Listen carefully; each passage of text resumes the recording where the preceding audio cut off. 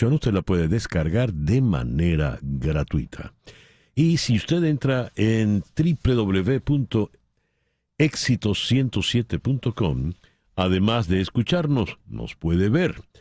Aquí recibo el saludo de Guillermo Useche desde Puerto Ordaz. Saludo especial a Barbarita. Carlos Cuevas en Westchester. Xavier Miguel. Saludos para Floralicia. Douglas Isturiz en El Salvador. Hugo Boscán en Játiva. Le manda saludos a Floralicia, a Laura, a Mariel también. Bueno, te saludo a todos. Alfredo y Marianela nos dicen que doña María Alicia se encuentra en franca mejoría.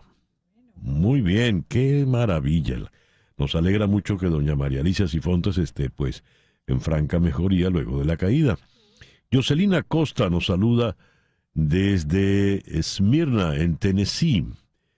Elaine, su hijita, está de cumpleaños. Feliz cumpleaños, Elaine. Henry Moreno nos saluda desde Atlanta. Gustavo Ramos en Tulsa, Oklahoma. José de Villa en Maracaibo. María Morales.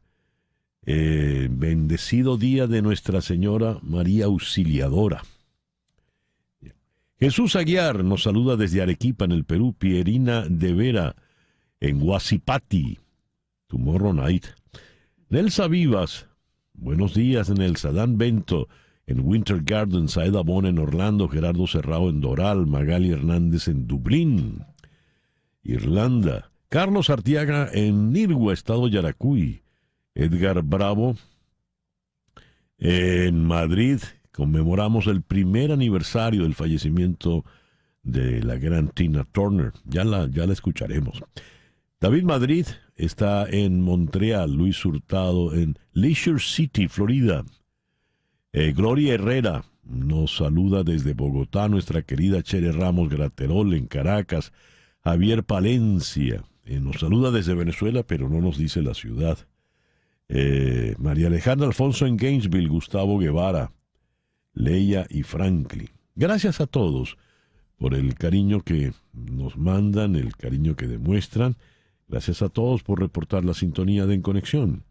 En Conexión es una producción de Floralicia Anzola para Éxitos 107.1 FM en Miami. Muy buenos días, Floralicia. Buenos días, César Miguel. Y hoy ustedes saben que suelo decir un día como hoy. Hoy es viernes. ¡Viernes, al fin! Muy bien. Laura Rodríguez está en la producción general. Buenos días, Laura. Buenos días y feliz viernes para todos. Mariel Sofía Rodríguez en la producción informativa está en Madrid. Buenos días, Mariel Sofía. Muy buenos días y feliz viernes para todos. Jesús Carreño está en la edición y montaje. Carlos Prato en los controles. Buenos días, Carlos. Buenos días. Y ante el micrófono, quien tiene el gusto de hablarles, César Miguel Rondón. Hoy es el día de María Auxiliadora. Hoy es el día, bueno, felicitaciones a todas las María Auxiliadoras. El día de San Managen, San Cérvulo de Trieste, San Simeón Estilita, el joven, San Vicente de Lerins y San Zoelo de Listra.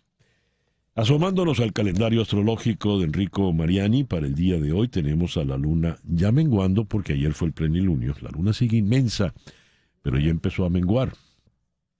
Está en Sagitario, y la luna de Sagitario es ideal del fin de semana porque es la luna para irse de fiesta, la luna para descansar, la luna para irse a la playa, yo solía decir la luna para irse a la montaña, pero en Florida no hay montaña por ningún lado. Como dicen, excepto la montaña de basura de Doral, no hay ninguna otra. Pero es el día, pues, para que usted descanse.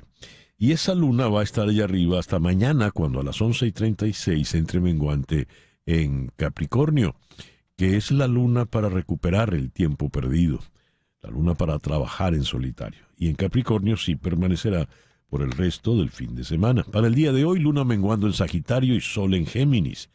Este viernes 24 de mayo del año 2024. Y es el Día Internacional de las Mujeres por la Paz y el Desarme.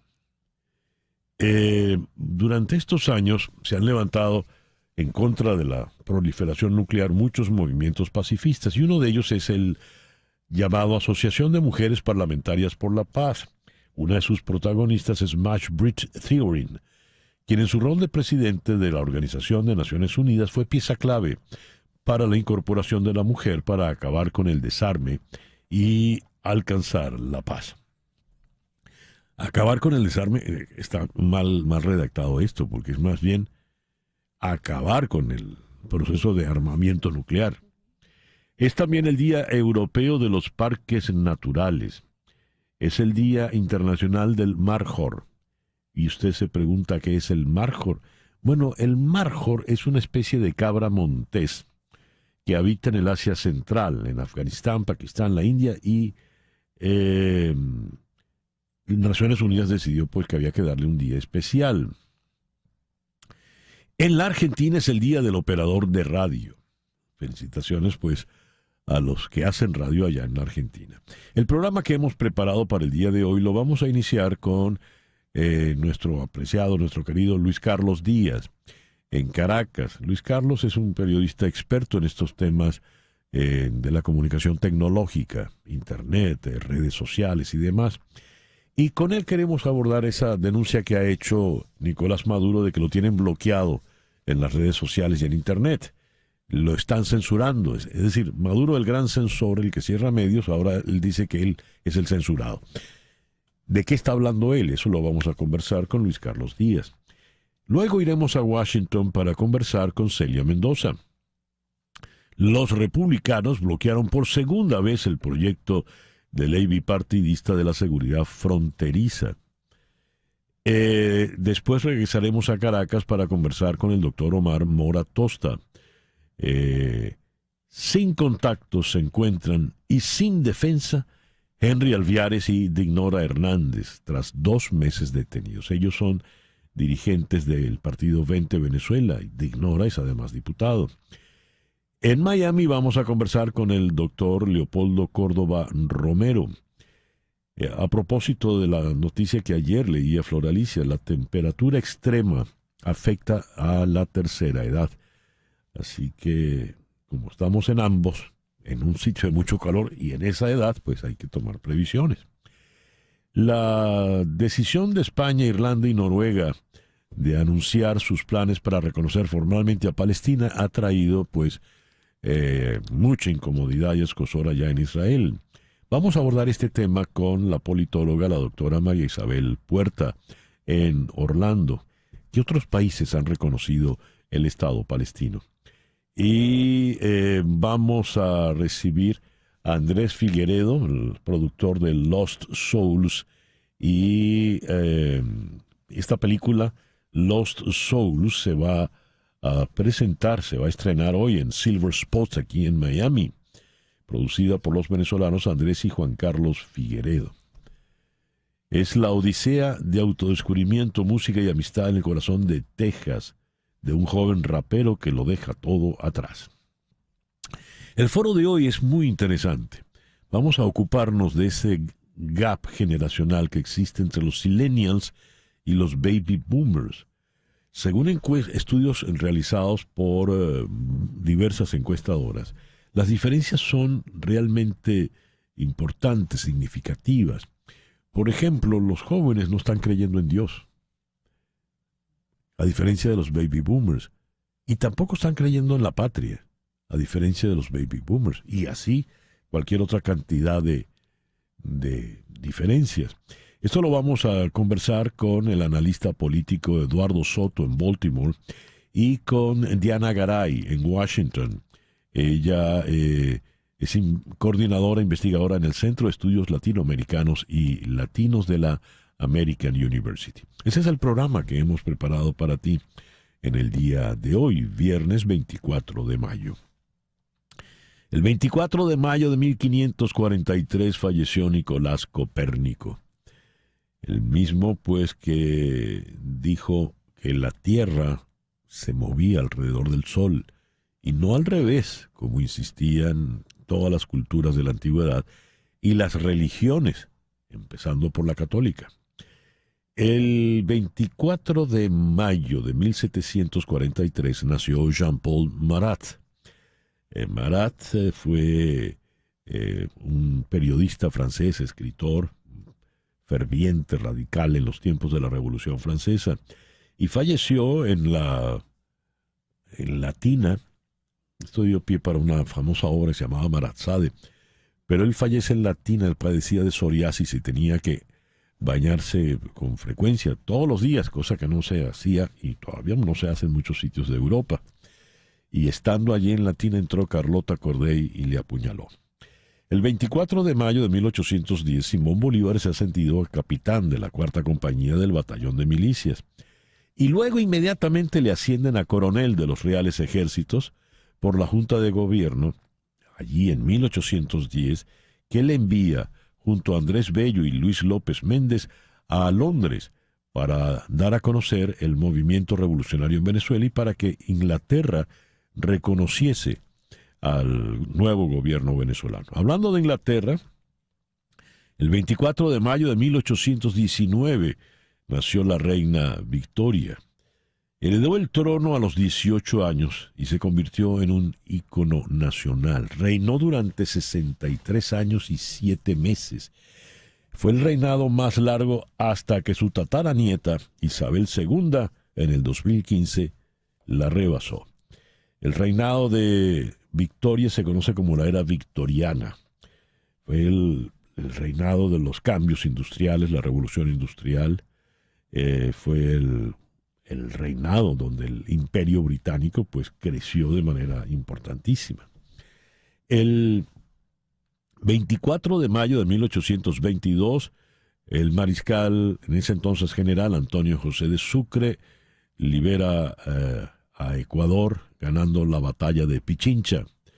Y el 24 de mayo de 1844, Samuel Morse escribe Lo que Dios ha hecho, el primer mensaje telegráfico del mundo, en lenguaje Morse, por supuesto, en código Morse. El 24 de mayo de 1893, José Martí conoce a Rubén Darío, al que va a considerar como un hijo. Hoy está cumpliendo 59 años John C. Reilly, ese gran actor de Hollywood. El 24 de mayo de 1992, Stalin Rivas debuta en la Primera División de Bélgica. Stalin Rivas fue el primer venezolano en jugar en Europa. Hoy cumple 12 años de fundado el partido 20 Venezuela. Se fundó el 24 de mayo del 2012. Y hace 2 años se dio el tiroteo en la escuela primaria Robb en Texas, en Uvalde, Texas. Hoy está cumpliendo, 83 años este caballero. El polémico Premio Nobel de Literatura del 2016, el gran Bob Dylan. Y hoy está cumpliendo 80 años, 3 menos, Patti LaBelle. 62 años atrás, el 24 de mayo de 1962, Elvis Presley estaba en el primer lugar en Estados Unidos con Good Luck Charm. El editorial con César Miguel Rondón. La incontinencia verbal del señor Javier Milei es de pronóstico. Ayer dijo que Pedro Sánchez es el hazmerreír de Europa. ¿Por qué sigue en esto? Leo lo siguiente. Fue a un programa de televisión y dijo, él me agredió. Casi ya suena a reclamo infantil, ¿no? Él fue el primero. Él me agredió de todas las formas habidas y por haber. Y cuando yo contesté en abstracto con un ejemplo, él se sintió por aludido y utilizó todo el aparato del Estado para contestar en perjuicio de una relación hermosa de los pueblos de España y Argentina. No, él no lo agredió en abstracto. Él señaló a su esposa Begoña y hizo todas las referencias puntuales a Pedro Sánchez. Hoy es el hazmerreír de Europa en materia diplomática. no es defender a Pedro Sánchez, que a mi entender es sencillamente indefendible. Pero qué gran favor le hizo Milei a Pedro Sánchez con ese regalo. Eso lo destacó en un tuit el columnista Jan Maninat, y lo redactó también el politólogo, el filósofo chileno residenciado en Alemania, Fernando Mírez. Dice Mírez: Milei no solo ha faltado a la norma, ha faltado a la ley y a la constitución del país que visitaba. Sánchez podría querellarse alegando delitos de incitación verbal a la violencia, de difamación y calumnia, daños morales a terceros. Si no fuera presidente, Milei estaría en estos momentos prestando declaraciones ante un tribunal de justicia madrileño. Pero Sánchez no dará ese paso. Como el zorro político que es, tratará de capitalizar a su favor la inesperada ayuda que le presta a Milei frente a una opinión pública que ya lo tenía arrinconado. He ahí el detalle. De manera que ni siquiera desde el punto de vista de la conveniencia las agresiones de Milei a Sánchez pueden justificarse. Y todo por la incontinencia verbal del señor Milei. Ya que hago este comentario, me quiero detener en un artículo de la brillante Irene Vallejo, titulado La Era de la Ira, donde ella explica: consciente de lo fácil que es siempre herir al prójimo, la poeta italiana Alda Merini escribió: me gusta quien escoge con cuidado las palabras que no dice. En la niebla de la guerra triunfan los rugidos rotundos y unívocos sobre la palabra sosegada. Hoy resuenan ecos de Heráclito cuando señalaba el conflicto como clave. Un político no es nadie sin un buen adversario. El filósofo construyó su teoría en torno al término griego polemos, combate, de donde deriva nuestra palabra polémica. Y viene la frase que me gustaría subrayar. A muchos líderes estentorios los definen sus odios, no sus ideas. Confunden ganar con gritar y destacar con desgañitarse, siempre en actitud de ataque. Abundan los profesionales de la confrontación y el insulto, pertrechados de profecías apocalípticas, convencidos de que el fin justifica los medios. Y tan fácil que es callarse. Son las 9:20 de la mañana. Hacemos una pequeña pausa y al regreso venimos con las noticias más importantes de este viernes 24 de mayo. Esto es En Conexión por Éxito 107.1 FM en Miami. Y a las 9:25 vamos con las noticias más importantes del día de hoy. El mapa del Congreso de Carolina del Sur, elaborado por la legislatura, no fue manipulado racialmente, según dictaminó ayer la Corte Suprema en Washington, 6 votos a 3, con el desacuerdo de los 3 magistrados liberales. La Corte argumentó que el Estado sacó inconstitucionalmente a los votantes negros del distrito representado en la Cámara por la representante Nancy Mace, republicana de Carolina del Sur. El juez Samuel Alito escribió en su opinión mayoritaria que la legislatura buscaba hacer que el escaño fuera más seguro para los republicanos, un objetivo que no viola la Constitución. El presidente Joe Biden objetó la decisión del tribunal en una declaración escrita diciendo que el fallo respalda un patrón peligroso de esfuerzos de manipulación racial por parte de funcionarios electos republicanos para diluir la voluntad de los votantes afroamericanos. Cita textual. El ministro de Exteriores de Israel, Israel Katz, anunció hoy viernes que ha dado instrucciones para cortar la conexión entre la Embajada de España en Tel Aviv y los palestinos, así como prohibir al consulado español en Jerusalén prestar servicios a los palestinos. Katz anunció que el motivo de esta decisión es el reconocimiento de España al Estado palestino y el llamamiento antisemita de la vicepresidenta del gobierno español, Yolanda Díaz, quien cerró esta semana un discurso con el eslogan pro-palestino «Desde el río hasta el mar». El presidente de Ucrania, Volodymyr Zelensky, pidió en su discurso a la nación de anoche a los países occidentales que le envían ayuda militar que le permitan atacar infraestructuras situadas dentro de la Federación Rusa, desde la que el ejército ruso golpea territorio ucraniano. Zelensky condenó los ataques rusos con misiles y bombas aéreas guiadas contra la región fronteriza de Kharkov, que mataron a 7 civiles y fueron lanzados desde territorio ruso, y los achacó al déficit en defensas aéreas que sufre Ucrania y a la prohibición de golpear territorio enemigo con su armamento que siguen imponiendo la mayoría de los aliados de Kiev. El Senado rechazó el proyecto de ley fronterizo bipartidista, la segunda vez que la legislación ha sido bloqueada en cuestión de meses, mientras los demócratas buscan darle a Joe Biden y a los senadores en ejercicio un impulso en el proceso.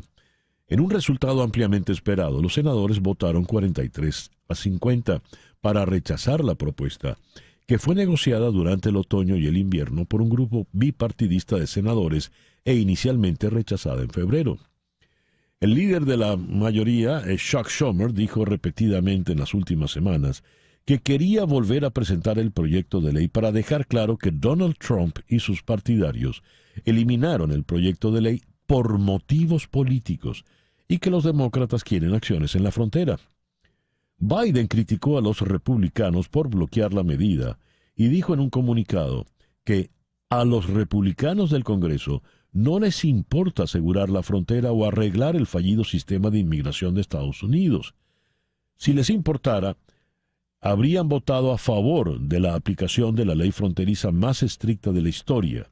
En cambio, hoy anteponen la política partidista a la seguridad nacional de nuestro país. Fin de la cita. El gobierno de Pedro Sánchez, el jefe del gobierno, Pedro Sánchez, y el presidente de Argentina, Javier Milei, coincidirán en junio en Suiza con motivo de la participación de ambos en la conferencia de paz sobre Ucrania que se celebrará en la ciudad de Lucerna. La conferencia se ha convocado para los días 15 y 16 de junio y Sánchez y Milei coincidirán en ella, después de la crisis diplomática provocada por los ataques del presidente argentino al jefe del gobierno y a su esposa, y que han llevado a retirar de forma definitiva al embajador española en Buenos Aires. El gobernador de Ohio, Mike DeWine, convocará una sesión especial de la legislatura estatal para asegurarse de que Joe Biden esté realmente en la boleta electoral de noviembre. La medida se produce después de que el secretario de Estado republicano Frank LaRose amenazara nuevamente con expulsar a Biden de la boleta electoral, argumentando que las fechas de la convención demócrata eran demasiado tarde para cumplir con los plazos. El Tribunal Constitucional Plurinacional de Bolivia dispuso que el Parlamento reanude el proceso de preselección de postulantes a los altos tribunales del país, paralizado desde mediados de abril debido a distintos recursos judiciales interpuestos por algunos de los aspirantes. El tribunal dictó una sentencia que deniega la tutela otorgada por una sala constitucional del departamento amazónico de Pando a una acción popular que presentó una dirigente indígena de esa región, quien sostuvo que la convocatoria vulnera los derechos de las mujeres indígenas. Taiwán repelió hoy viernes la incursión de 4 barcos chinos que ingresaron en aguas cercanas a las islas Gwangju y Dongjin, ubicadas a escasos kilómetros de China, durante el segundo día de las maniobras lanzadas por Pekín para, cito, castigar a quienes promueven la independencia taiwanesa. En un comunicado, la Administración de la Guardia Costera de Taiwán indicó que 4 buques de la Guardia Costera china entraron en aguas restringidas de las islas Gwangju y Dongjin en la mañana del día de hoy. Esta será una muy movida temporada de huracanes. La Administración Nacional Oceánica y Atmosférica, NOAA, pronostica entre 17 y 25 tormentas con nombre. Las tormentas reciben nombre cuando la velocidad del viento alcanza 39 millas por hora, es decir, 62,75 kilómetros por hora o más. Según un comunicado de la NOAA, se espera que entre 8 y 13 de estas tormentas con nombre se conviertan en huracanes o tormentas con velocidades de vientos de 74 millas por hora o más, es decir, más de 119 kilómetros por hora. Se prevé que entre 4 y 7 de las tormentas sean huracanes importantes con vientos superiores a los 178 kilómetros por hora, 111 millas. La confianza del pronosticador en estos rangos es del 70%. Y en Venezuela, los representantes de los partidos Un Nuevo Tiempo y Movimiento por Venezuela afirmaron estar satisfechos con las primeras auditorías realizadas al sistema del Consejo Nacional Electoral de cara a las elecciones presidenciales del 2024.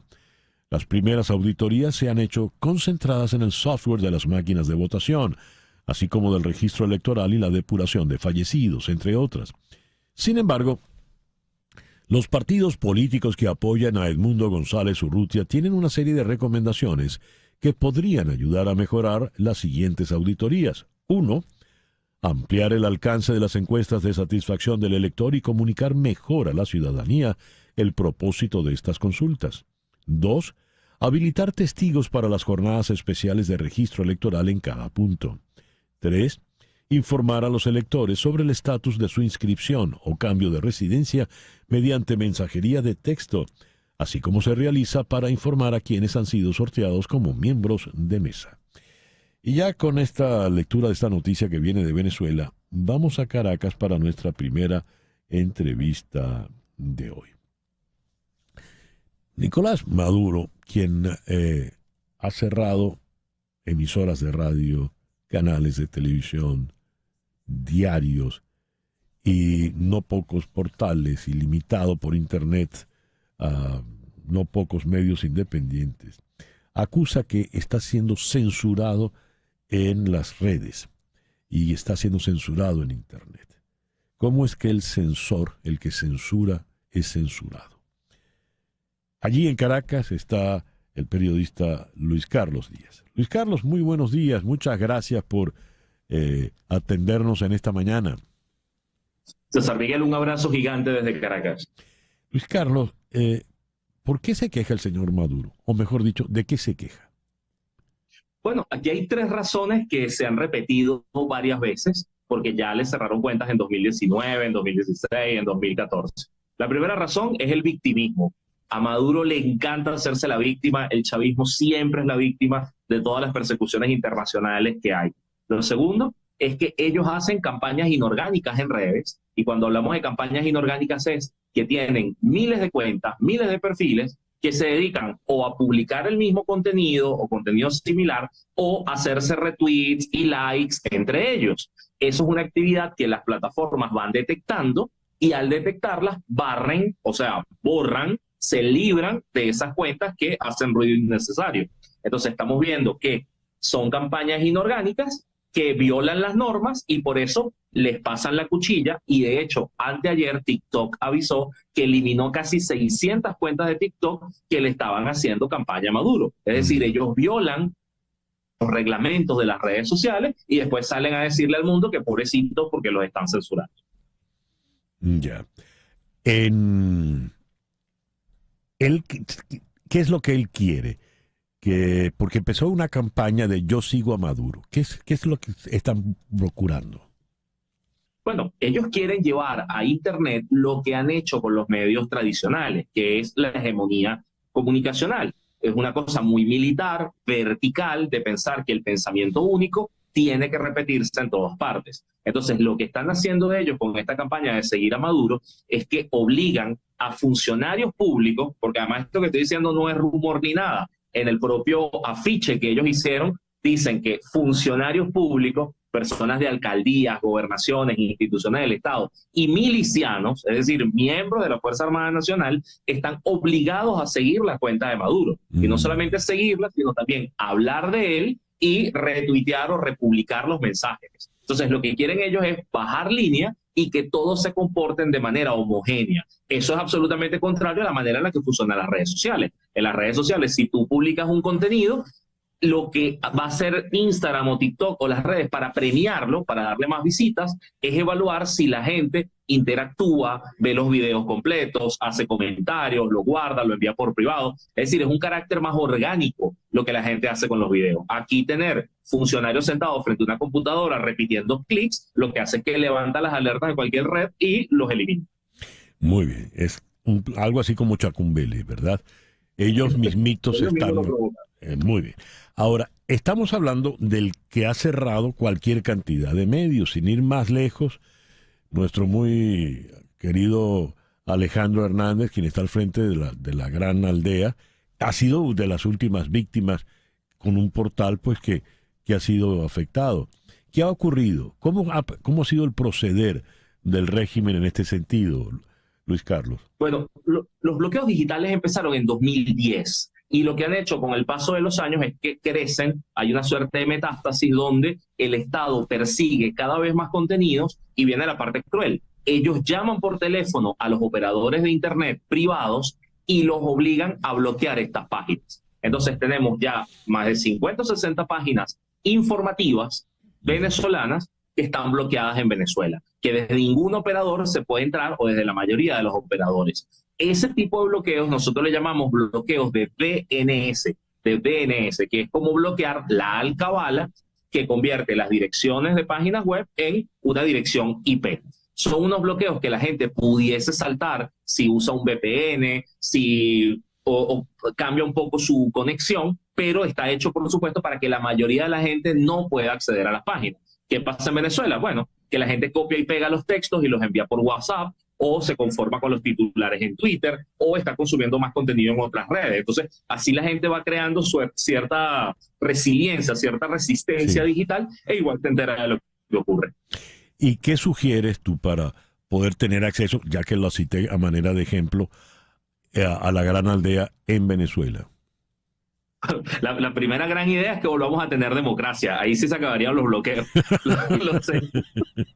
Lo segundo, que quizás nos va a costar un poco más, es poder instalar VPNs. Los programas VPN, hay algunos gratuitos como Siphon o el navegador de Opera, y te permiten abrir estas páginas burlando toda la censura. Pero a la gente le cuesta. Y la semana que viene, César, se va a presentar un proyecto que se llama Noticias sin filtro, y te doy ya la primicia, y la idea es que la gente pueda tener una aplicación en su teléfono donde pueda acceder a múltiples páginas que están bloqueadas en Venezuela. ¿Cómo va a ser esto? ¿Cómo va a funcionar, Luis Carlos? Es una aplicación que va a agregar los titulares de los medios, y cuando la gente haga clic en ellos, se van a abrir en su propio teléfono, en su propia aplicación, pero pasando por un VPN. ¿Cuál es la diferencia? Que aquí la gente no tiene que instalar nada, ni saber de informática, ni nada de esto muy complejo. Muy bien. Y ya así tendría el VPN, ¿no? Sí. Uy, Sí. Excelente. ¿Esto será a partir de cuándo, Luis Carlos? La semana que viene, eso sabía. Bueno, muchísimas gracias por la iniciativa y por la primicia, obviamente, ¿no? Por supuesto. Pero bueno, que sepas aquí que el Estado está muy preocupado porque no controla la narrativa, no controla los contenidos y está viendo cómo silencia a la gente. Por eso está persiguiendo tantas cosas en línea. Sin embargo, en Venezuela la gente es terca y siempre le da la vuelta a las cosas. Ya lo veo. Claro que sí. Luis Carlos, muchísimas gracias por atendernos en esta mañana. Un abrazo, cuídense. Luis Carlos Díaz, desde Caracas. Son las 9:40 de la mañana, una pequeña pausa. Y al regreso vamos a Washington para enterarnos de lo que ocurrió ayer en el Senado. Esto es En Conexión por Éxito 107.1 FM en Miami. César Miguel Rondón está en Conexión por Éxito 107.1 FM. 9:42. Ventilex, fábrica de extractores de aire industriales y ventiladores comerciales a la medida, te ofrece extractores de aire Alfa 48 y Alfa 36 para el control de ambientes cálidos y contaminados. Llama al 954-433-1322. 954-433-1322. Y también para tu empresa, que requiere ventilación directa y constante, diseñamos Titan 36, el ventilador industrial más efectivo para puntos fijos. Ventilex, medio siglo de experiencia en ventilación comercial. Ventiladores y extractores hechos a la medida. Repito el número, 954-433-1322.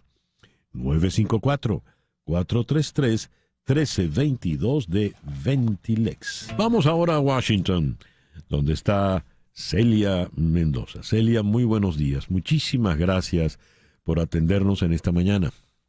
Muy buenos días, César Miguel. Celia, ¿qué ocurrió ayer en el Senado?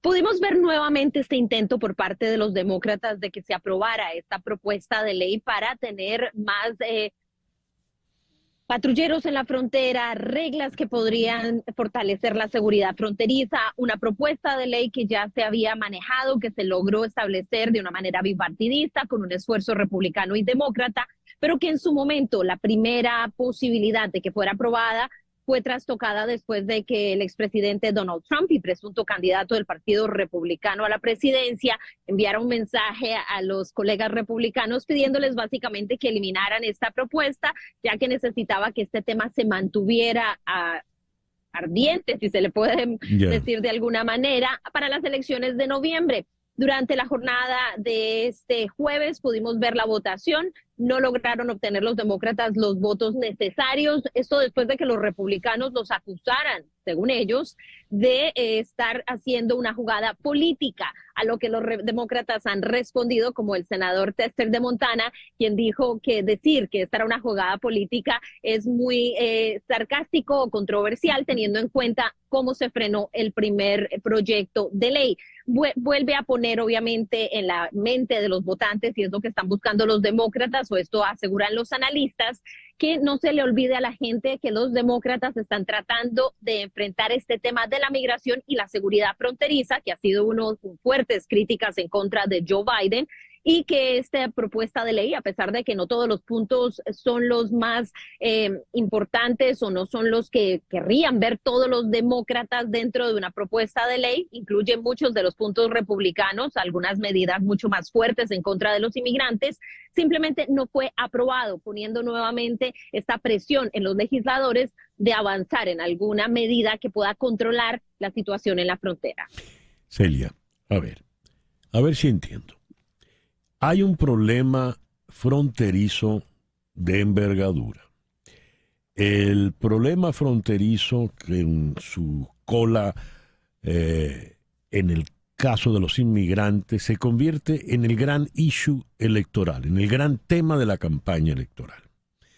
Hace de esto una bandera fundamental Donald Trump, digamos el retador, ¿verdad? El aspirante a la Casa Blanca. Entonces la Casa Blanca presenta a través del Partido Demócrata un proyecto para, además un proyecto bipartidista, porque fue concebido por los dos partidos para dar seguridad en la frontera. Y es Donald Trump el que dice que no lo voten. ¿Por qué? No hay una contradicción demasiado grande en eso. Así es, pero estaríamos viendo que es un capital político, lo está viendo de una manera estratégica. Y ahí es donde los demócratas aseguran que Donald Trump está poniendo por encima de los principios del Partido Republicano, los principios de la nación y la seguridad nacional, su vigencia dentro de este ciclo electoral, porque lo que significaría es que le daría la oportunidad a que él, cuando entre a la Casa Blanca, si llegara a ganar las elecciones, fuera quien podría tratar de aprobar una medida. Pero hay algunos republicanos, aquellos que aprobaron este proyecto, que recordemos se negoció durante varios meses, justo aquí en el Capitolio en Washington. Delegaciones de ambos partidos, senadores, se estuvieron reuniendo, aseguraban que era el proyecto más ambicioso y con más concesiones que había dado el Partido Demócrata y la Casa Blanca para que se avanzara. De hecho, grupos que defienden los derechos de los migrantes lo han criticado fuertemente porque aseguran que era mucho más punitivo y mucho más fuerte. Pero para Donald Trump es un análisis político que ha hecho en términos de las elecciones. Y de hecho, esto nos lo recuerda su visita el día de ayer. Recordemos que él tiene todavía este juicio que lleva a cabo en Manhattan. Fue al área del Bronx, del sur del Bronx, donde dijo que los afroestadounidenses y los latinos eran quienes estaban sufriendo las consecuencias de la llegada de los inmigrantes irregulares. Esta retórica se puede mantener mientras no aprueben este proyecto de ley en la frontera. Ahora, no significa que estos proyectos de ley sean una solución automática a lo que está sucediendo, pero le daría un avance, por lo menos podría mostrar que Joe Biden logró aprobar un proyecto de ley con un apoyo bipartidista, lo que en el contexto de la estrategia política que adelanta Donald Trump no le beneficiaría, y él tiene a un gran número de la base republicana, de los congresistas y senadores que lo están apoyando, y lo vimos obviamente con este nuevo voto. Por lo que veo, lo de menos para el señor Trump es resolver el problema de la frontera. A menos de que sea él quien lo resuelva cuando esté en la Casa Blanca. Bueno, es un problema narcisista, ¿no? Es una de las características del narcisismo. Ahora, la pregunta, y es que el proyecto es bipartidista. Es decir, se llegó a este proyecto que consideran ese extremo, hasta tan extremo que las organizaciones que defienden a los inmigrantes lo adversan. Se llega a esto porque están de acuerdo líderes en ambos partidos. ¿Vale decir entonces que el Partido Republicano no es coherente en sí mismo? Así mismo. Así mismo, César Miguel.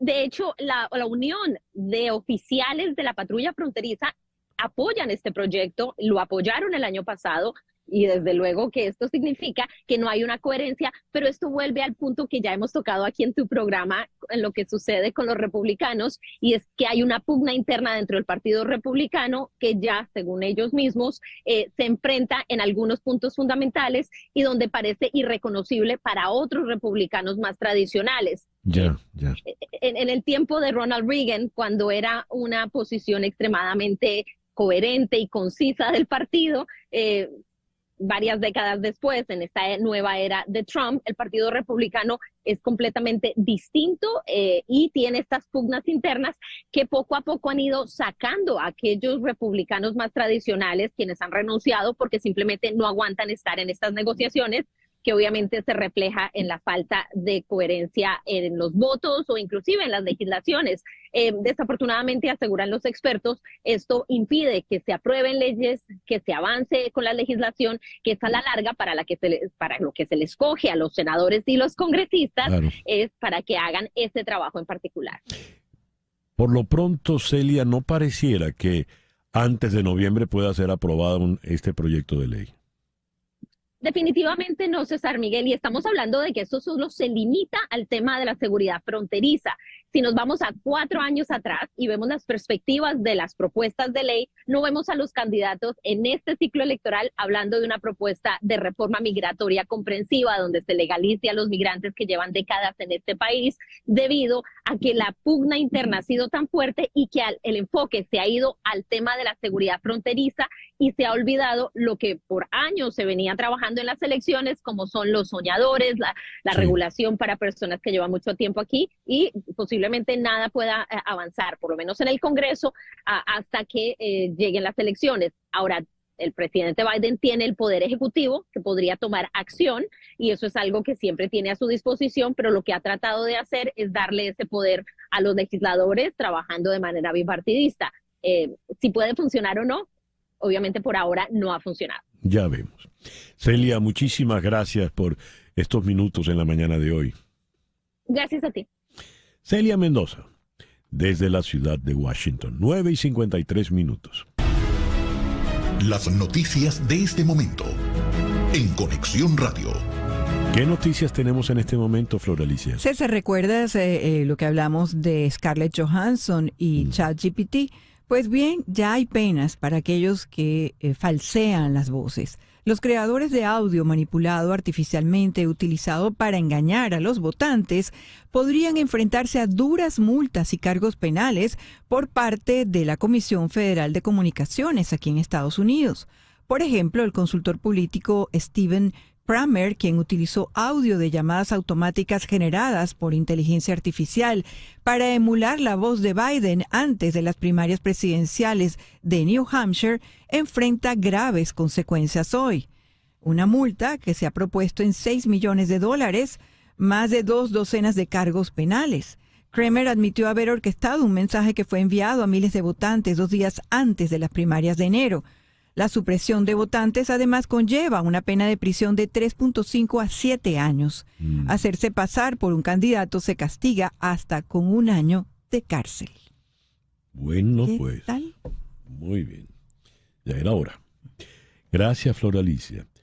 Al leer las efemérides, hoy el partido 20 Venezuela el partido que funda María Corina Machado, está cumpliendo 12 años.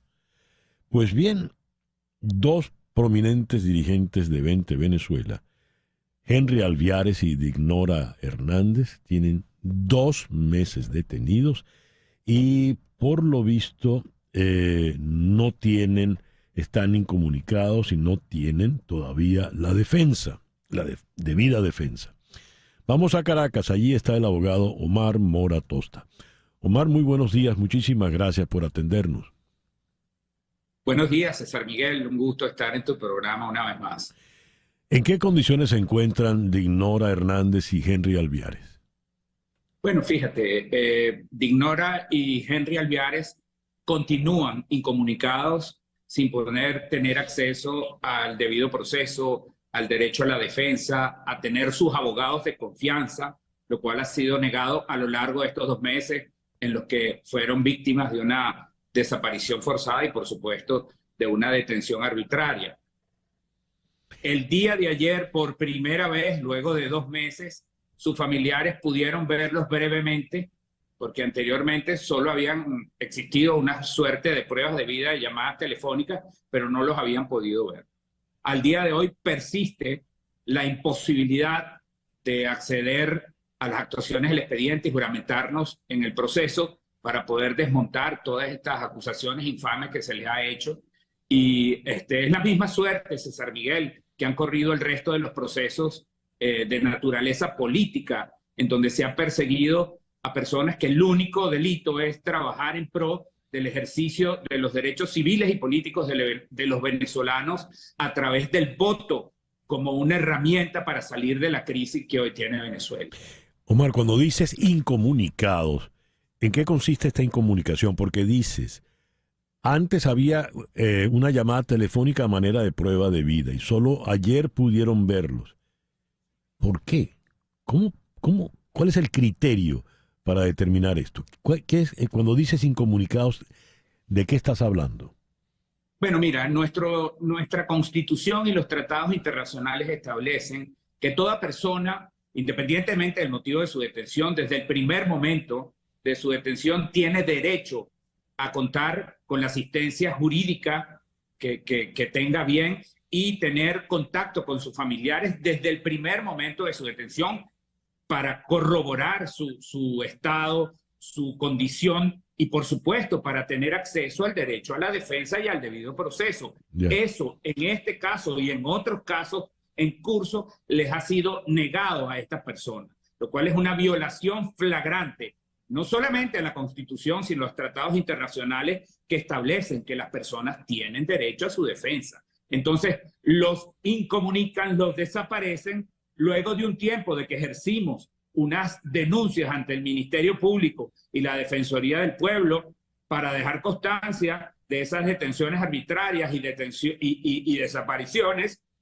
fue que llamaron por teléfono. Pero después de 2 meses, César Miguel, es que pudieron tener contacto ayer con sus familiares. Esto representa para el grupo familiar y para todos una angustia muy grande, porque te podrás imaginar lo que significa tener este blackout con respecto a la situación de ellos. Y en esas mismas circunstancias han estado todos los demás.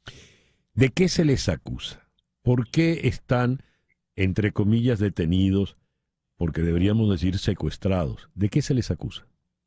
Bueno, César Miguel, las imputaciones claramente no las tenemos, puesto que no hemos podido conversar con ellos ni acceder al expediente. Lo que sabemos es, digamos, las tramas descritas en estas ruedas de prensa del Ministerio Público, donde se les señala de supuestamente participar en una conspiración, ¿no?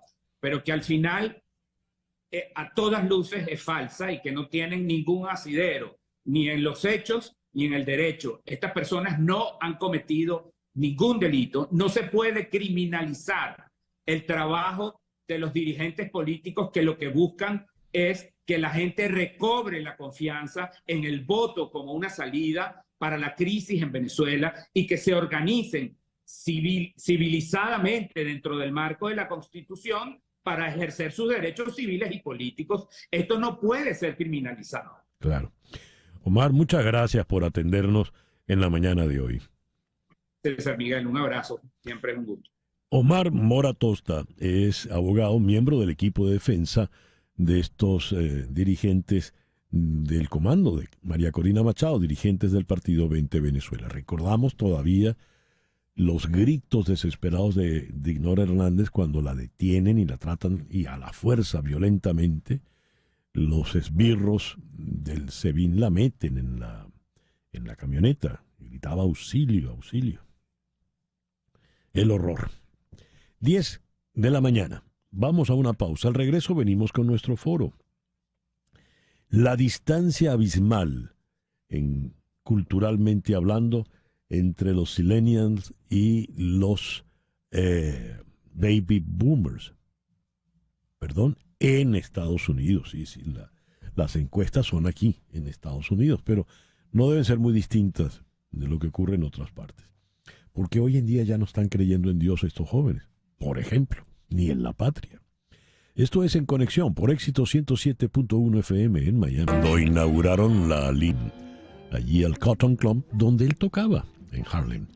Y estoy escuchando esta maravilla de Duke Ellington porque tal día como hoy, en 1974, a los 75 años nos dejó el gran Edward Kennedy Ellington, The Duke. Leo que una encuesta realizada por Public Opinion Strategies, empresa de investigación de mercado con sede en Alexandria, en Virginia, que se especializa en investigación de políticas públicas, corporativas y políticas, demuestra las brechas, los gaps entre los jóvenes de la generación Z y los baby boomers, en valores, creencias y expectativas.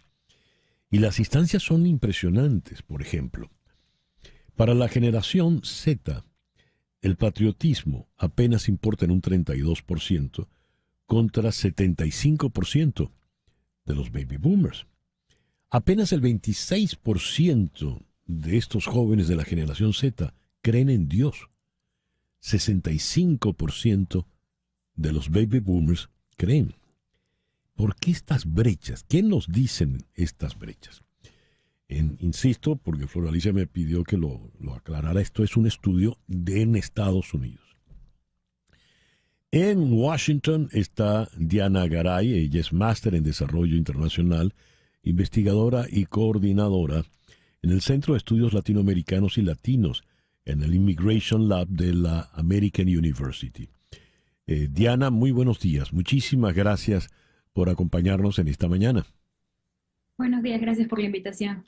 Y cerca, no en Washington, pero en Baltimore, está el analista político Eduardo Soto, principal en Raven, compañía de asuntos públicos. Eduardo, muchas gracias, muy buenos días, gracias por estar con nosotros. Un placer compartir contigo, César Miguel.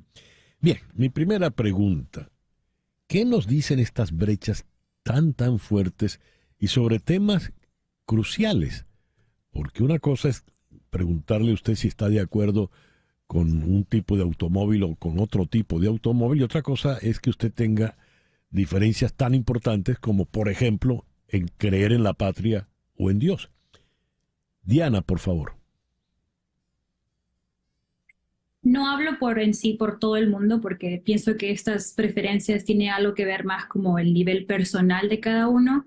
Entonces no voy a hablar que todo el mundo piense igual que yo lo que estoy diciendo, pero mi idea, leyendo las conclusiones del estudio, viendo bien lo que está pasando, creo más que es el acceso o la fácil acceso a la información que tenemos ahora.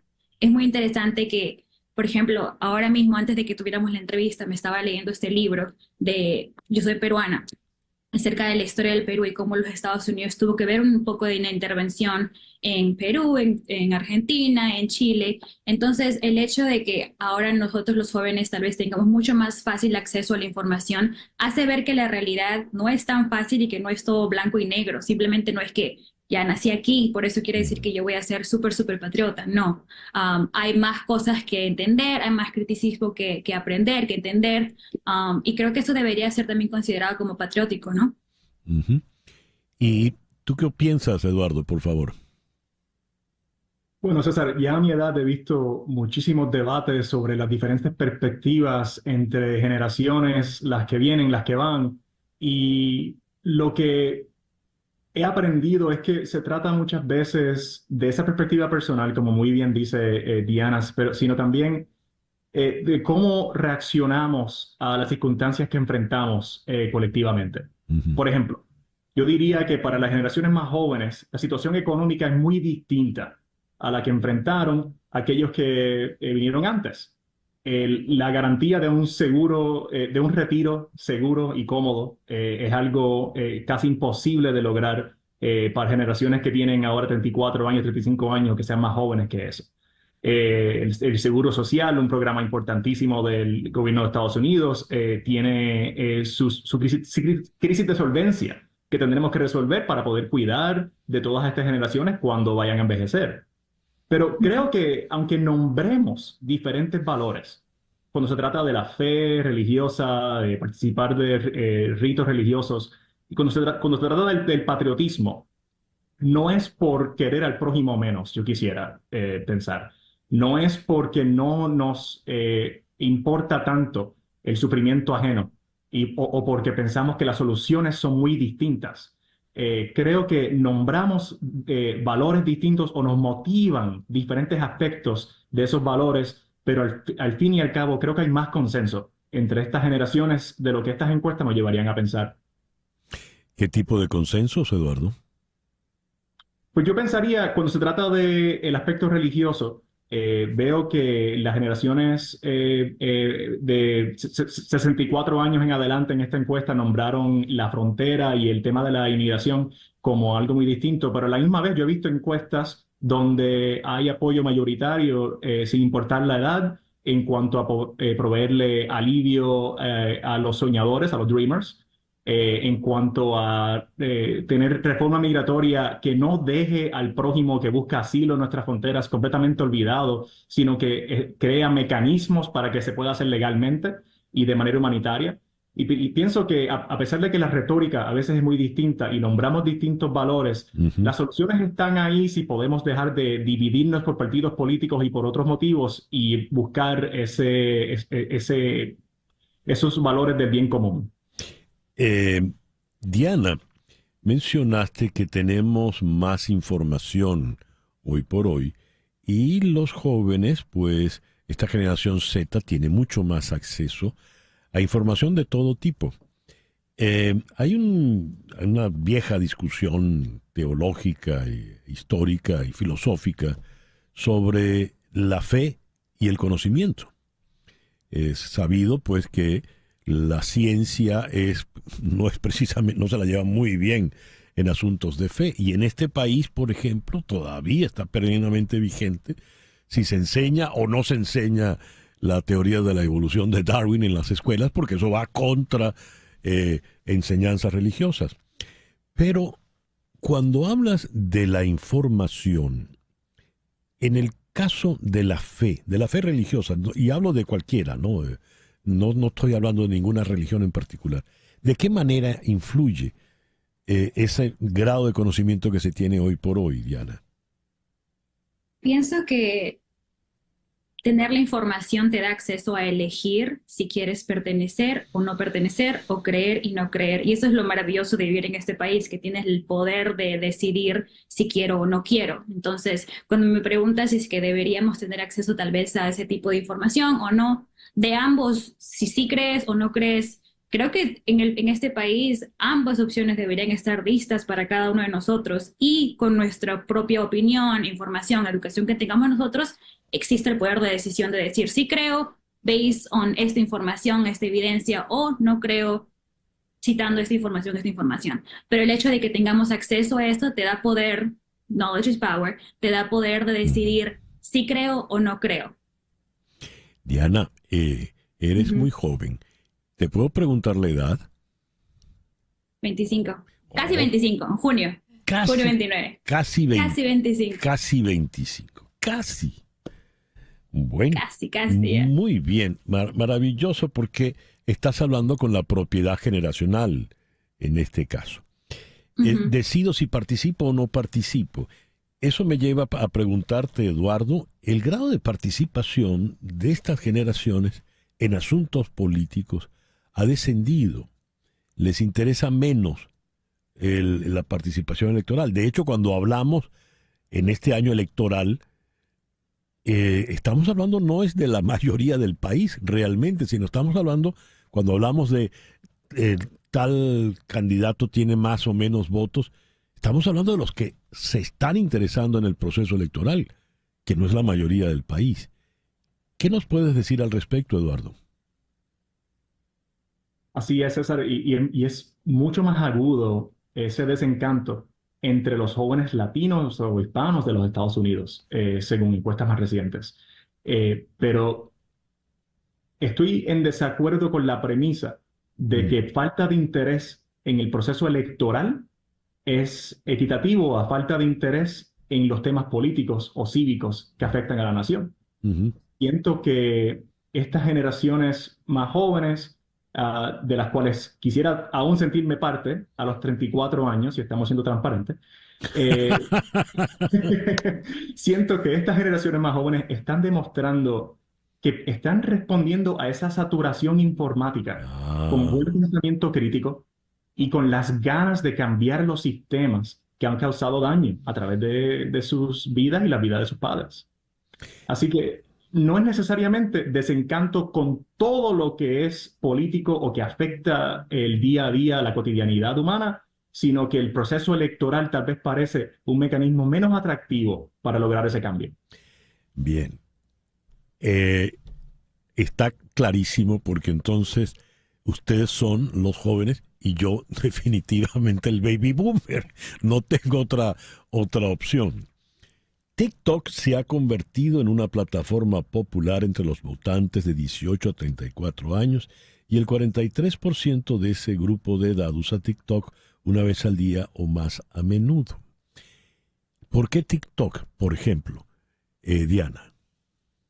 Personalmente, yo no soy del grupo de personas que usa TikTok, pero siento que hay como más, si soy sincera, siento que es igual que funciona casi igual que Instagram, porque Instagram tiene la opción ahora de que tú puedes ver los Reels y que puedes estar así todo el día, mientras que estás en otras cosas.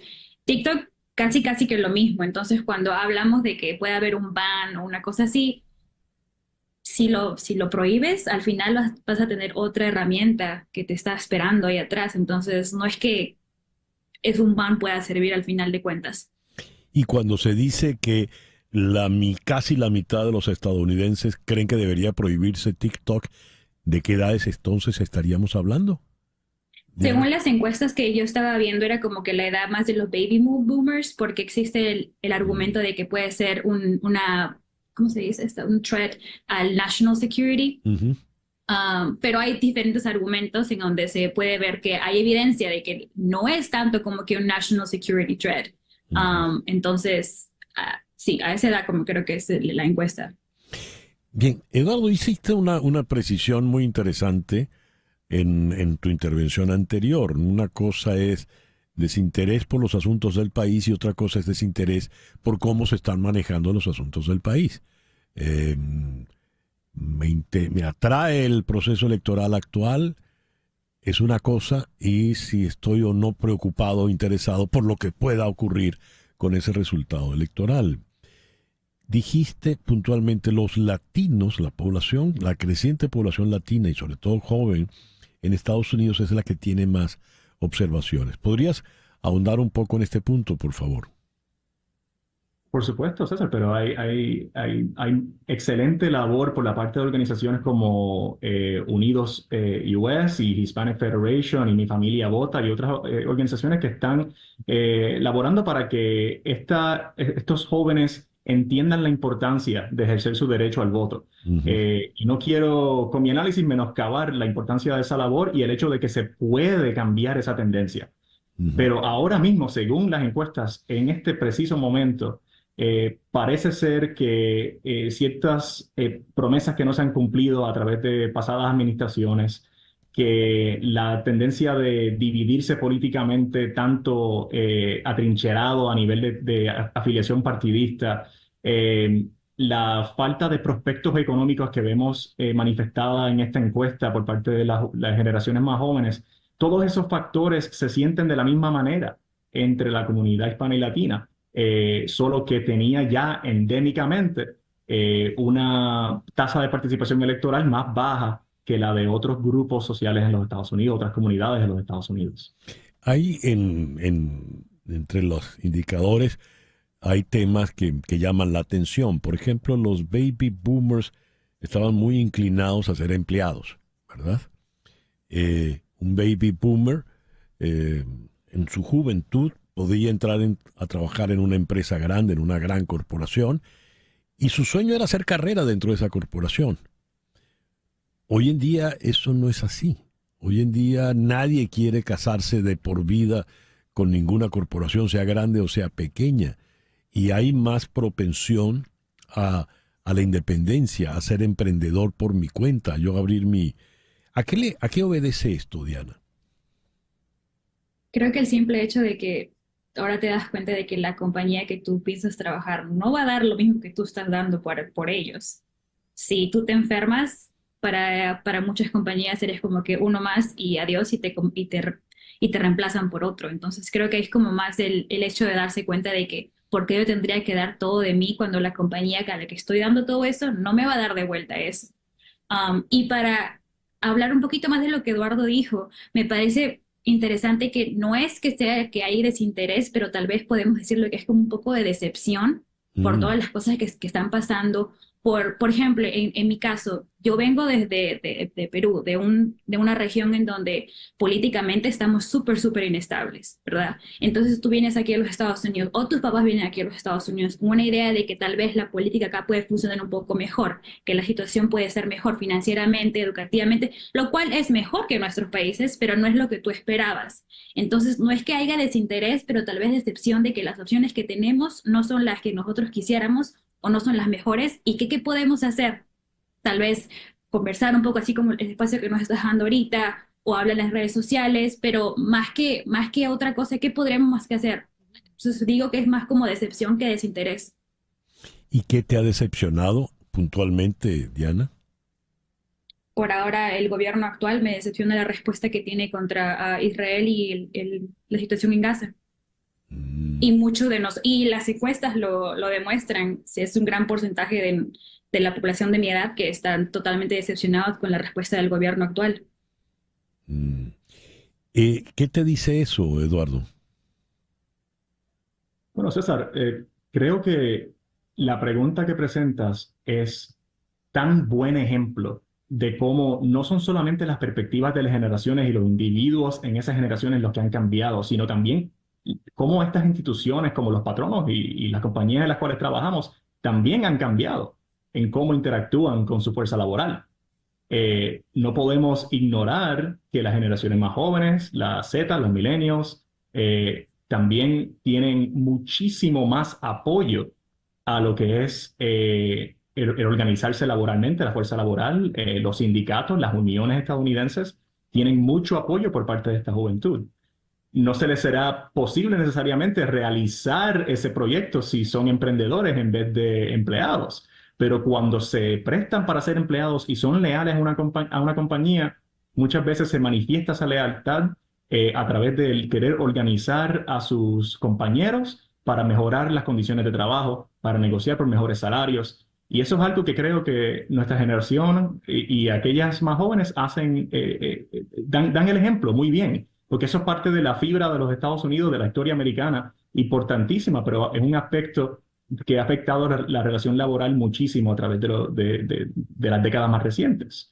En cuanto a esos temas económicos y en cuanto al TikTok y todo, me parece importante señalar que en ciertos aspectos de esos temas vemos a una presidencia como la de Biden actuando de una forma bastante agresiva. Precisamente ayer, debido en gran parte a que Taylor Swift criticó muchísimo a estas compañías, vemos esta semana el Departamento de Justicia buscando romper un monopolio de taquilleras y de conciertos y de eventos musicales y de otros tipos, porque se estaba aprovechando esa integración, esa consolidación corporativa para sacarle más dinero al consumidor. Y eso, los jóvenes es el tipo de tema que abrazan cuando alguien como Taylor Swift lo critica. ¿Y qué vino después? Acción por parte del gobierno. Así que hay señales de que el gobierno entiende que para resolver este desencanto y traer a las generaciones jóvenes al proceso cívico nuevamente, hay que actuar. Y los mecanismos existen, porque lo hemos usado en el pasado. Es que tal vez hemos sido un poco más tímidos recientemente. El tiempo lamentablemente es implacable y se nos vino encima, pero les quiero agradecer esta conversación tan interesante. Quiero agradecerte, Diana, toda tu generosidad y honestidad, de verdad. Diana Garay, del Immigration Lab del American University, allí en Washington, y en Baltimore, a Eduardo Soto, al analista político Eduardo Soto. Diana, Eduardo, muchas gracias, de verdad. Gracias a ustedes. No, gracias. 10:24 de la mañana. El calor aprieta y si usted ya es baby boomer, está en riesgo. De eso nos ocupamos al regreso. Esto es En Conexión, por Éxito 107.1 FM en Miami. Temperatura extrema y tercera edad. Y estamos hablando de dos elementos que no por lo visto son reversibles. Vamos hacia mayor calor en el planeta y la edad es irreversible, definitivamente. Vamos, como decía mi papá, ¿para dónde vas? Pa' viejo. Temperatura extrema y tercera edad. ¿Cómo prepararse y cuidarse para enfrentar el riesgo del calor excesivo? Para abordar este tema, tenemos aquí en la ciudad de Miami al doctor Leopoldo Córdoba Romero, quien tiene ya 48 años de experiencia. Doctor Córdoba, muchísimas gracias por atendernos en esta mañana. Muy buenos días, César Miguel. Un placer para mí una vez más estar aquí ayudando a esa comunidad tan maravillosa y tratando de tranquilizarlos, orientarlos y educarlos. ¿Por qué los adultos mayores, Leopoldo, son más propensos al estrés por calor? Es una pregunta muy interesante y hay que explicarla para que entendamos las personas que estamos en tercera edad, que las edades más vulnerables de la vida son la infancia y la tercera edad. Estamos hablando en este caso de la tercera edad. ¿Por qué las personas mayores se afecta más el calor? Porque hay un desgaste de su sistema de pérdida de calor.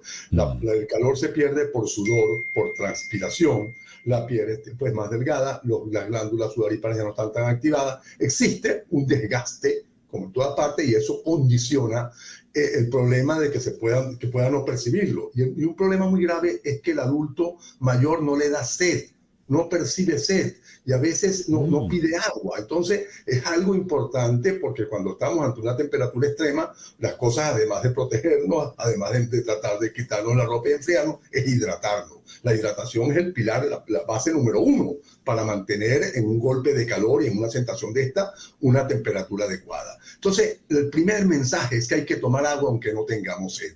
Y nosotros tenemos que ver cómo va a estar la temperatura ambiental antes de salir de la casa para saber cómo nos vamos a vestir, cómo vamos a ir y qué precauciones vamos a tener. No es solamente el calor que nos va a producir un desagrado, vamos a estar incómodos, no. Puede empezar con un mareo, un dolor de cabeza o calambres, ¿verdad? Pues eso puede empezar, pero eso puede seguir si la temperatura ambiental sigue alta y la exposición de la persona en ese medio se mantiene por tiempo. Allí, ¿qué va a pasar? Va a pasar que va a entrar en lo que se llama un golpe de calor. Y el golpe de calor es algo ya mayor. Hay mareo, confusión mental, puede haber pérdida del conocimiento, puede haber convulsiones.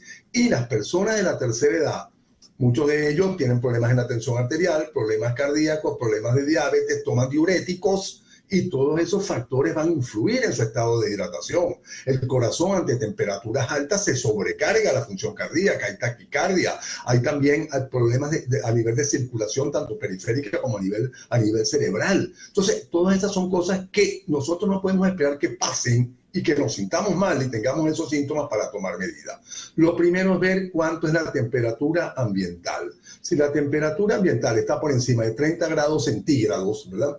30 grados centígrados viene siendo 90 grados Fahrenheit. Hay que preocuparse. Hay una temperatura alta. Si por supuesto la temperatura llega a 37, son 100 grados Fahrenheit de temperatura en el ambiente. Eso es gravísimo. Entonces nosotros tenemos que tratar de evitar exposición al aire libre, exposición en sitios cerrados, no quedarnos en un carro encerrado porque eso sería gravísimo. Hidratarnos muy bien y tener ropa ligera. Afortunadamente en algunas ciudades como esta hay aire acondicionado, pero en muchas latitudes no hay aire acondicionado. Y es algo importante. Una cosa, cuando tenemos mucho calor, nosotros nos desvestimos, nos quitamos la ropa y nos ponemos compresas húmedas y eso favorece la transpiración del calor. Otra manera es como ejemplo, como pierden calor los perros. Un perro cuando tiene calor se revuelca, se pone en el piso de costado y la superficie de la piel del que está caliente irradia ese calor hacia el piso que está frío. Cuando vamos en una carretera y no tenemos aire acondicionado y vamos a una velocidad y sacamos el brazo, el aire que circula va a regular la temperatura en el brazo y nos ayuda. Eso se llama la convección y la conducción. Son los mecanismos de pérdida de calor. Eso es lo que nosotros tenemos que activar. Pero es hidratarnos. Ahora, ¿qué va a pasar? Lo dijo César Miguel cuando empezó la reunión, el calor va a continuar. Hay una cosa que se llama el Pacto de París, que es que la temperatura no aumente más de 2 grados centígrados a nivel ambiental. Hay que evitar que la temperatura ambiental aumente, pero desgraciadamente la quema, la tala, los problemas de descongelamiento, la capa de ozono, todos esos factores están haciendo que la temperatura global siga aumentando. Se estima que para el 2050, 25% de la población va a estar en estas edades, en edades mayores y van a ser altamente susceptibles. Continentes como Asia o África serán uno de los primeros porque también existen problemas ambientales, hay la tala, la quema, el efecto invernadero. Entonces hay que tomar esto con seriedad, ¿verdad? Porque podemos estar tomando nuestros medicamentos todos los días y me tomo el de la presión y me tomo el diurético, pero puede ser que en un momento dado, en un golpe de calor, se me desbalancee y yo ni siquiera me entere. Por lo pronto, tomar agua así no se tenga sed. Sí, y cubrirse, ver cómo va a estar la temperatura hoy al sitio donde voy a ir. Evitar ir a un sitio donde haya mucha exposición de calor si no estoy preparado. Muy bien. Leopoldo, magnífica la intervención y como siempre muy, muy útil y necesaria. Muchísimas gracias por habernos atendido en esta mañana. A la orden siempre, felicidades. El doctor Leopoldo Córdoba Romero, aquí en la universidad, aquí en la ciudad de Miami. Son las 10:33 de la mañana. Las noticias de este momento en Conexión Radio. ¿Qué noticia tenemos en este momento, Flor Alicia? Escucha esto, César. El Papa Francisco allanó el camino para que un adolescente italiano se convierta en el primer santo milenario, o en realidad no milenario, sino millennial, al atribuirle un segundo milagro, anunció el Vaticano el jueves. Santo millennial. Millennial, escucha. ¿Quién es? El adolescente es Carlo Acutis. Es a menudo llamado el santo patrón de Internet entre los católicos romanos debido a sus habilidades informáticas que utilizaba para compartir su fe. Murió de leucemia en el año 2006, cuando solo tenía 16 años de edad. Carlo nació en Londres de padres italianos y se mudó con su familia a Milán cuando era un niño. Su pasión por el catolicismo floreció temprano, dijo su madre, Antonia Acutis, a The New York Times en una entrevista en el año 2020. A los 7 años de edad comenzó a asistir a misa de forma diaria. Su fe inspiró a su madre a reincorporarse a la iglesia. Fue llamado a servir, a encontrar formas de ayudar a los menos afortunados y a donar a quienes no tienen vivienda, dijo su mamá. En los meses previos a su muerte, este millennial, Carlo, utilizó sus habilidades digitales autodidactas para crear un sitio web que archivara milagros. También le gustaba jugar fútbol y videojuegos y ahora está camino a convertirse en el primer santo millennial. ¿Y ahí no hay información de los milagros que se le atribuyen? Tendría que buscarlo, si me das chance. Pero es increíble porque además en el foro que recién hicimos, entre los más jóvenes, los de la generación Z, los millennials y tal, se reduce la fe, se reduce la creencia en Dios. Exacto. Y tenemos, miren ustedes, el caso de este Carlo Acutis, de apenas 16 años, que va camino de ser un santo, sí, un santo aquí estoy buscando a ver cuáles son los actos que mencionan aquí como milagros. Para la Iglesia Católica sería sería extraordinario tener un santo joven, ¿no? Exacto, sí. Sobre todo un santo de estos tiempos de redes e internet. Bien, muchísimas gracias, Floralicia. Si encuentras el milagro, sí, si lo encuentras en internet, el milagro del santo de internet, nos comentas. Así es. Los gobiernos de España, Irlanda y Noruega anunciaron el pasado miércoles que se sumarán a la lista de los países que reconocen al Estado palestino. Una enorme mayoría de los estados de África, Asia, América Latina y el Medio Oriente reconocen el Estado palestino. Son 143 en general. Y a raíz de que España decide reconocer el Estado palestino, tenemos entonces esta noticia que nos llegó desde Jerusalén y que les leí temprano en la mañana. Aquí la estoy buscando. El ministro de Exteriores israelí, Israel Katz, anunció hoy viernes que ha dado instrucciones para cortar la conexión entre la Embajada de España en Tel Aviv y los palestinos, así como prohibir al consulado español en Jerusalén prestar servicios a los palestinos. Katz anunció que el motivo de esta decisión es el reconocimiento de España al Estado palestino y el llamamiento antisemita de la vicepresidenta del gobierno español, Yolanda Díaz, quien cerró esta semana un discurso con el eslogan pro-palestino desde el río hasta el mar. Vamos a tocar este tema con la doctora María Isabel Puerta Arriera, politóloga, profesora en la ciudad de Orlando. María Isabel, muy buenos días. Gracias por atendernos en la mañana de hoy.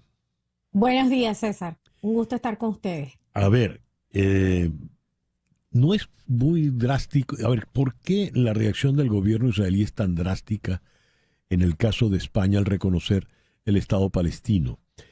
Si son otros países europeos los que han reconocido al Estado palestino.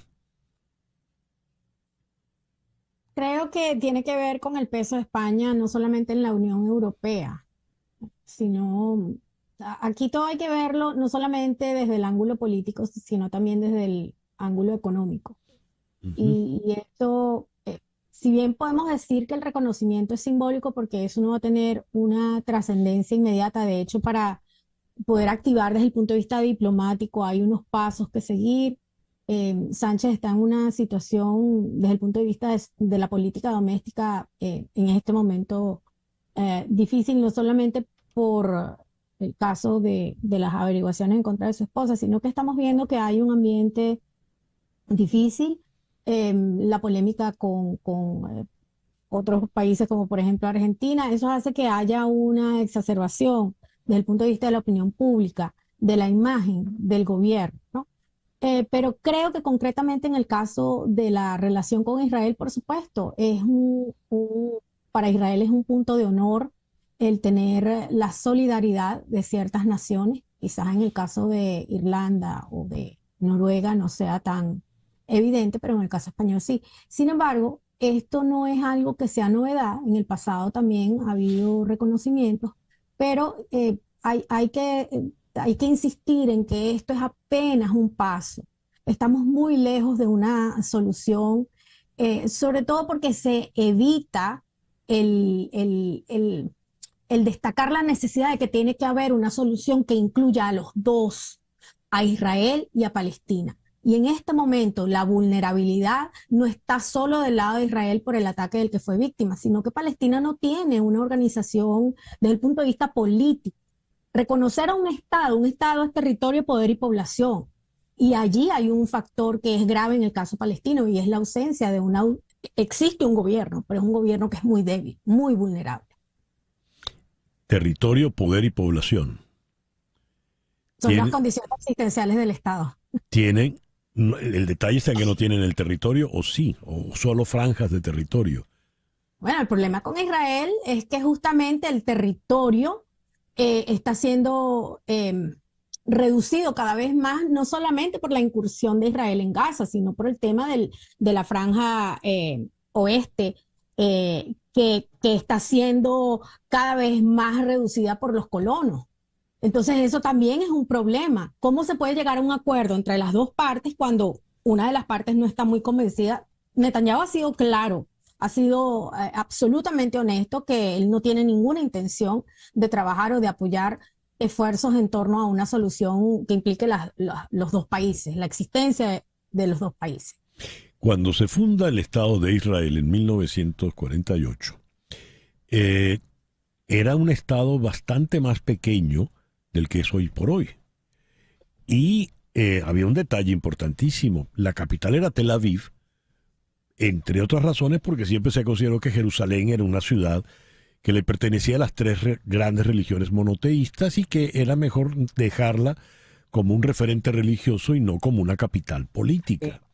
Nada de eso existe. Hoy por hoy la capital es Jerusalén y por lo visto se está yendo a posturas extremas de exterminio, así como los palestinos dicen del río al mar, con lo cual se borra el Estado de Israel. Pues la postura de Netanyahu es que no exista para nada Estado palestino. Siendo así, estas posturas son mayoritarias en la región entre palestinos e israelíes. Mira, yo no creo que sea así porque si uno ve las protestas en Israel antes del 7 de octubre en contra de Netanyahu y su intento de reducir la autonomía del Poder Judicial, ahora vemos, además de ese rechazo a la intención de Netanyahu de minar la democracia israelí, también vemos que hay un rechazo a la política agresiva en el nombre de la agresión que sufrieron el 7 de octubre y de las víctimas y de los rehenes, hacer una limpieza no étnica. Yo no quiero hablar en términos de genocidio porque eso también es muy problemático como concepto. Pero sí, la limpieza de Hamas que ha prometido Netanyahu está trayendo un costo humano tremendo porque la mayoría de esas víctimas, de esas 35.000 víctimas, no son terroristas de Hamas. Entonces, allí hay una grave, que nos interpela a todos. Los que creemos en la solución pacífica y que hayan dos estados, el Estado palestino y el Estado israelí, yo creo que no hay la disposición a nivel del gobierno, pero la gente, yo tengo contacto con algunos reporteros que están por allá y a mí la impresión que me da es que lo que la gente pide no tiene nada que ver con lo que Netanyahu está dando desde el punto de vista de gobierno y políticas. Ya. María Isabel, muchísimas gracias por estos minutos en la mañana de hoy. Gracias a ustedes, un gusto. La doctora María Isabel Puerta Riera es politóloga, profesora de Ciencias Políticas en Valencia College, en Orlando. Son las 10:43 de la mañana. Floraliza encontró el milagro, pero nos lo trae al regreso de la pausa. Y esta noche a las 9, Luis Olavarrieta entrevistará a María Ángel Ruiz en TVB Network. A las 9 de la noche, María Ángel Ruiz con Luis Olavarrieta. Lost Souls es la película que va a estrenarse en Miami. ¿Y qué es Lost Souls? Pues tengo acá a su productor Andrés Figueredo. Andrés, muy buenos días. Gracias por estar con nosotros. Hola, César Miguel. Gracias por recibirme. Lost Souls es una película que produjiste con Juan Carlos, tu hermano. Sí, y el equipo técnico en su mayoría son venezolanos. Es la historia de un rapero que deja todo atrás y se embarca en una odisea de autodescubrimiento. ¿Podrías contarnos un poco más, por favor? Sí, bueno, la película la dirigió una gran amiga mía de la universidad, Catherine Proper. Hicimos la película en Texas. El equipo, mucho del equipo era venezolano porque, bueno, obviamente yo soy de Venezuela, Micro TH, que es uno de los actores de la película, también es venezolano y, bueno, fue una película independiente que hicimos, la grabamos hace un año. Estuvimos en Tribeca el año pasado, en el Festival de Tribeca en Nueva York. Y hemos tenido mucho éxito y mucha suerte de, como película independiente, estar ahorita en salas de cine, incluyendo Venezuela, que el 6 de junio vamos a estar en cines en Venezuela. Entonces, bueno, muy interesante todo este proceso de hacer cine en Estados Unidos con muchos artistas. El proyecto es un proyecto muy musical, tiene la historia cuenta como esta historia de conseguir familia a través de la música y él cuenta la historia de este personaje Saul, que está como dividido entre perseguir su camino hacia la fama con la música y quedarse con un amigo de él en Texas y como perseguir el sueño de otra manera. ¿Y qué recibimiento ha tenido? ¿Cómo lo ha visto la gente en estos festivales donde han estado? Bueno, nos ha impresionado mucho, de hecho, como la receptividad que hemos tenido. En Tribeca quedamos en segundo lugar en el premio de la audiencia, que es toda la audiencia vota por cuáles son las mejores películas y por haber, bueno, sido una película que le hicimos tan independiente, primera vez que yo produzco un largometraje de ficción en Estados Unidos, primera vez que Catherine dirige, los actores, todos son actores primerizos, nos fue increíble y de hecho una de las cosas más interesante ha sido la receptividad por la música, porque es una película muy musical y todo el mundo termina como la película queriendo escuchar la música y es como ¿dónde está la música de la película? Y de hecho como en 2 semanas más o menos vamos a sacar los primeros tracks que vamos a distribuir del soundtrack de la película. Hoy en día hablamos de cine, pero en realidad estamos hablando de videos de una altísima calidad. ¿Cómo trabajaron ustedes? ¿Trabajaron con película de verdad o...? No, bueno, mixed medium, o sea, principalmente grabamos con una Alexa Mini en digital y lentes Panasonic. Nosotros nos ganamos un grant, un apoyo de Panasonic, les mandamos el guión y Panasonic nos apoyó con un grant que tienen que se llama The New Filmmakers Grant. Nos pusieron los mejores equipos posibles, bueno, como socios prácticamente del proyecto. Pero también teníamos medios, porque parte de la idea de Catherine como directora era mezclar los distintos medios como hoy en día consumimos contenido, ¿no?